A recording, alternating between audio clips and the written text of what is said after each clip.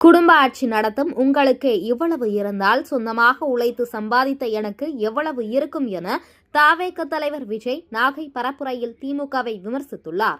தமிழக வெற்றிக் கழக தலைவர் விஜய் இன்று நாகை மாவட்டத்தில் பரப்புரை மேற்கொண்டார். அப்போது பேசிய அவர், மதவேறுபாடு இல்லாத சமூக சமத்துவத்துக்கும் பெயர் போன மதசார்பின்மைக்கு எடுத்துக்காட்டாக வாழும் மக்கள் நாகை மக்கள் என்றும் பெருமிதம் பேசினார். தொடர்ந்து பேசிய அவர், தமிழ்நாட்டில் மீன் ஏற்றுமதியில் 2ஆம் இடத்தில் இருப்பது நாகப்பட்டினம் துறைமுகம்.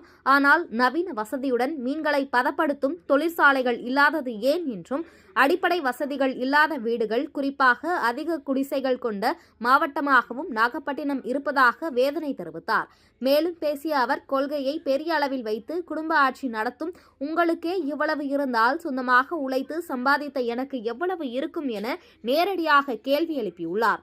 அதனைத் தொடர்ந்து பேசிய தலைவர் விஜய், மீனவர்கள் படும் துயரை பார்த்து பெரிய கடிதம் எழுதிவிட்டு அமைதியாக இருப்பதற்கு நாங்கள் திமுக இல்லை என்றும், மீனவர்களை இந்திய மீனவர்கள், தமிழக மீனவர்கள் என பிரித்து பார்த்து பேசுவதற்கு நாம் பாஜக இல்லை என்று சரமாரியாக விமர்சித்துள்ளார். மேலும் தமிழக மீனவர்களுக்கு உரிய நியாயம் வேண்டும் என வேண்டுகோள் விடுத்துள்ளார்.